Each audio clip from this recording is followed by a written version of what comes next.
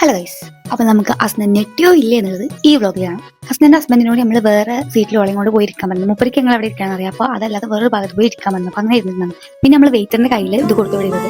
Waiter കൊണ്ടേ കൊടുത്ത് Paul നെറ്റി, കാരണം വെയിറ്റർ ഓൾക്ക് പറയുന്നത് ഹാപ്പി ബർത്ത്ഡേ. അപ്പോൾ വിചാരിച്ചിരുന്നത് ഇത് മാറി കൊടുത്തിട്ട്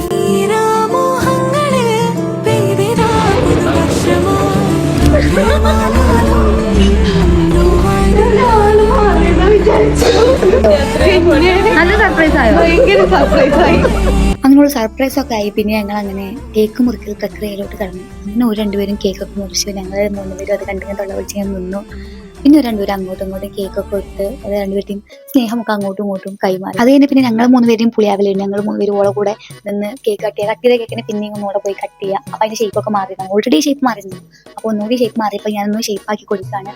ഞാൻ വേഗം മെയിനായി ഷേപ്പായി കൊടുക്കും. കാരണം അവിടെ നെസ്മ അല്ലെങ്കിൽ ഷേപ്പാക്കി മെയിനാവും. നെസ്മാക്ക് ഒരു ചാൻസ് കിട്ടി അവിടെ മെയിനാവാൻ വേണ്ടി മാത്രം നിൽക്കുന്നതാണ്. അപ്പം നമുക്കൊന്ന് മെയിനാവുന്നുണ്ടെങ്കിൽ ഓൾ ചെയ്യുന്നതിന് മുന്നേ കയറി നമ്മൾ മെയിനാവുക, അല്ലെങ്കിൽ ഒരു മാത്രം അവിടെ മെയിനാവും. ഞാൻ പറഞ്ഞത് നെസ്മാക്ക് എല്ലായിടത്തും പുളിയാവണം എന്നുണ്ടോ. അപ്പോൾ കേക്ക് കട്ട് ചെയ്ത് പുളിയായിക്കൊണ്ടിരിക്കുകയാണ്. അപ്പോൾ അവൾക്ക് മാത്രം കേക്ക് കട്ട് ചെയ്യാൻ വയ്ക്കുന്ന വിചാരം. അപ്പോഴാണ് കേക്ക് കട്ട് ചെയ്ത് എല്ലാവർക്കും കൊടുക്കുന്ന പുളിയാണ്. ഒരു പുളിച്ചാണ് ഞങ്ങൾ നെസ്മ. എവിടെ പോയവർക്ക് മെയിനാവണം, മെച്ചോട്ട് പോയി മയ്യത്താവണം, കല്യാണം കറ്റ് പോയി പുതിയ അങ്ങനത്തെ ഒരാളാണ് നെസ്മ. പിന്നെ ഇതാ നമ്മുടെ പുതിയ ആണെങ്കിൽ അതിനേക്കാൾ വലിയ മെയിനായിട്ട് മുഖം പൊത്തിയിട്ടൊക്കെയാണ് കേൾക്കുന്നത്. അത് അതിനേക്കാൾ വലിയ പുളിയാവലായി.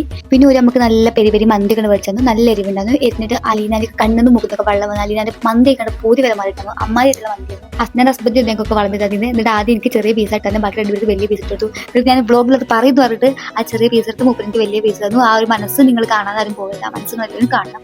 ആ ചെറിയ പീസ് ഇട്ടാണ് ക്ലിപ്പിംഗ് കിട്ടിയില്ല, അതുകൊണ്ട് ചെയ്ത് അത് ആഡാക്കാൻ പറ്റില്ല. പക്ഷെ നിങ്ങൾ എല്ലാവരും മനസ്സിലാക്കണം. പിന്നെ നമ്മൾ അവിടെ നിന്ന് അങ്ങനെ ഇറങ്ങി. പിന്നെ ബാക്കി രണ്ടുപേരെയും കൊണ്ടുവരാൻ ബാക്കി രണ്ടുപേരുടെ ഏട്ടായി വരുന്നത് കൊണ്ട് ഒരു രണ്ടുപേരും അവിടെ നിന്നു. എന്നെ കൊണ്ടുവരാൻ ഏട്ടായി നാട്ടിലില്ലാത്തത് കൊണ്ടും ഇവർ കുന്തിപ്പുഴ വഴി പോകുന്നത് കൊണ്ടും ഇവരെന്നെ ഡ്രോപ്പ് ചെയ്യാൻ പറഞ്ഞു. പിന്നെ ഞാൻ എന്റെ ബ്യൂട്ടിഫുൾ ആയിട്ടുള്ള സ്റ്റെപ്പിന്റെ അവിടെ ഇറങ്ങിയിട്ട് അങ്ങനെ പോകുന്നവരുടെ വീട്ടിലാക്കി തരുന്ന പറഞ്ഞു. അങ്ങനെ ഞാൻ എന്റെ വാഹനത്തിലോട്ട് തിരിച്ചു പോന്നു. അപ്പൊ ഇത്രയുള്ള ഗായ്സ്, ഇൻഷാല്ലാ അടുത്തൊരു വ്ലോഗായി വരുന്നവർക്ക് ബൈ.